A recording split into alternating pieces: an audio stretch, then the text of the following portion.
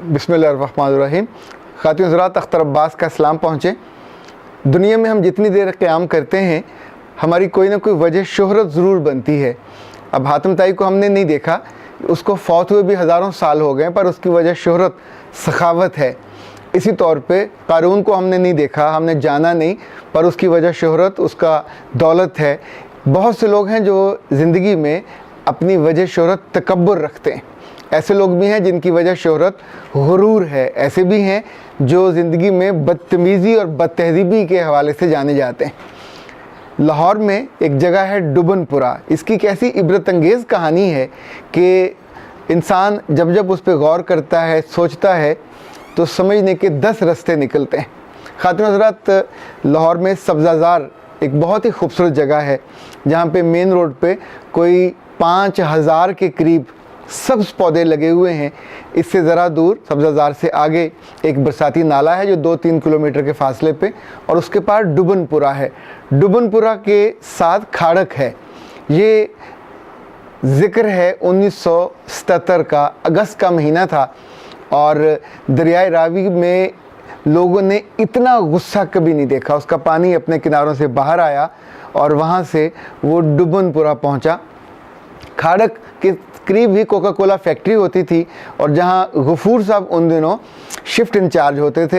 ये गफूर साहब का आंखों देखा वाक़या है। मैंने ये मशहूर शायर जनाब नईम सिद्दीकी साहब, उनके जो साहबजादे हैं नवीजुल इस्लाम सिद्दीकी, उनसे भी सुना, और बाद में हमारे बहुत मोहतरम डॉक्टर अब्दुल गनी फ़ारूक साहब ने अपनी किताब मुकाफ़ात अमल में इस पूरे वाक़े को दर्ज किया।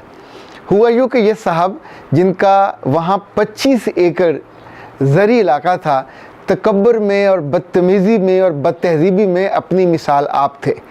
कोई ऐसा बच्चा, बड़ा और औरत ऐसी ना थी कि जो इनके शर से बचा हो। इनफैक्ट इंसान जब अपनी ज़ुबान को नहीं संभालता, तो सारे जो जहर है और जितने कांटे वो बोती है, वो बाद में या तो आपको चुनने पड़ते हैं या आपकी नस्ल को चुनने पड़ते हैं।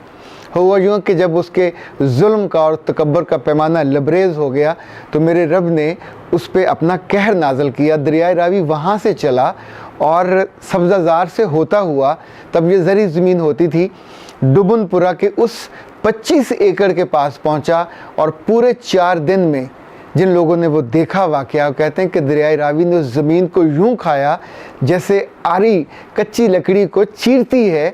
और 4 दिन के बाद जब ये ऑपरेशन मुकम्मल हुआ और रावी का पानी उतरा, तो लोगों ने देखा कि वो जो 25 एकड़ थे, वो आम ज़मीन की सतह से को 20 फुट नीचे जा चुके थे। वहाँ ट्यूबवेल था, वहाँ घर थे, वहाँ जानवर थे, वहाँ उसकी फसल थी, वहाँ उसके दरख्त थे, उस पर कोई एक चीज़ बाकी नहीं थी।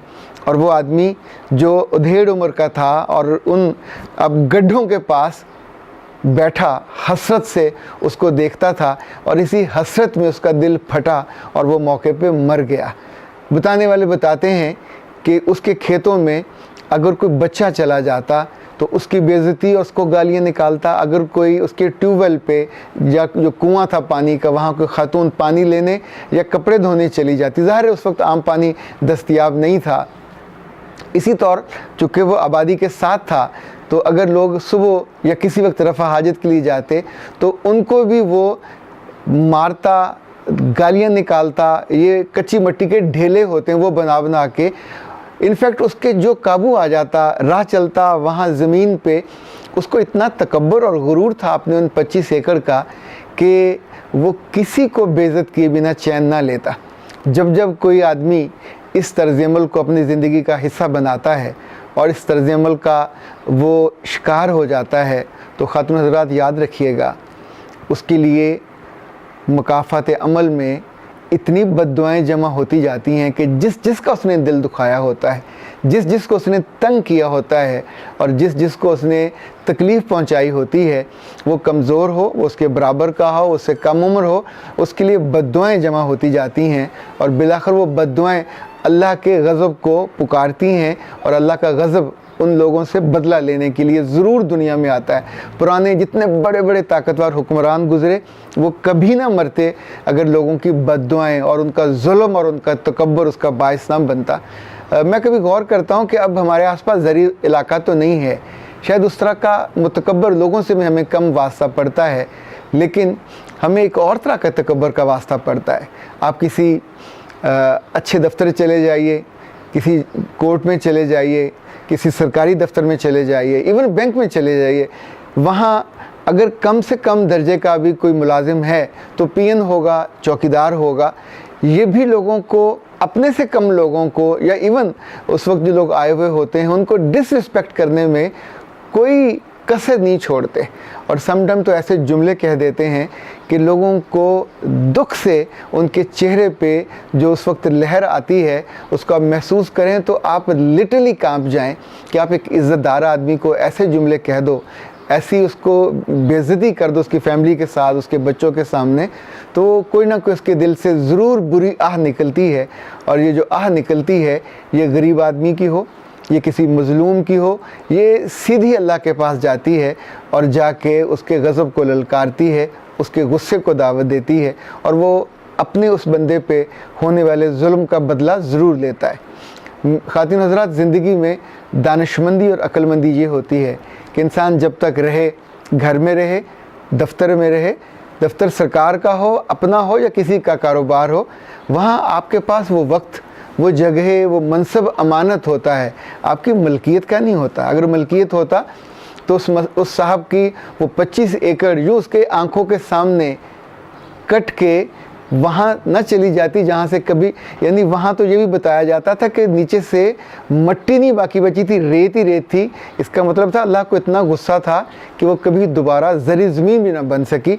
अब वो इलाका है, अब भी लाहौर में सबसे नीचा है, उसे डुबनपुरा ही कहते हैं, पर डुबनपुरे में रहने वाले अब भी गरीब लोग हैं, कमज़ोर लोग हैं, उनके गहरे गड्ढे और गहरे घर हैं जहाँ जब बारिश का पानी ज़्यादा आता है तो वहीं फ़्लो जाता है। बहुत से लोग हैं जो इस इबरत वाले वाक़े को जानते हैं और इससे इबरत हासिल करते हैं, और बहुत से लोग हैं जो इससे नावाकिफ़ हैं। पर जब हम किसी चीज़ से वाकिफ़ होते हैं तो हमेशा हमारे लिए सोचने का, अमल करने का और बेहतर होने का एक रास्ता खुलता है। अख्तर अब्बास को इजाज़त दीजिए। अस्सलाम वालेकुम।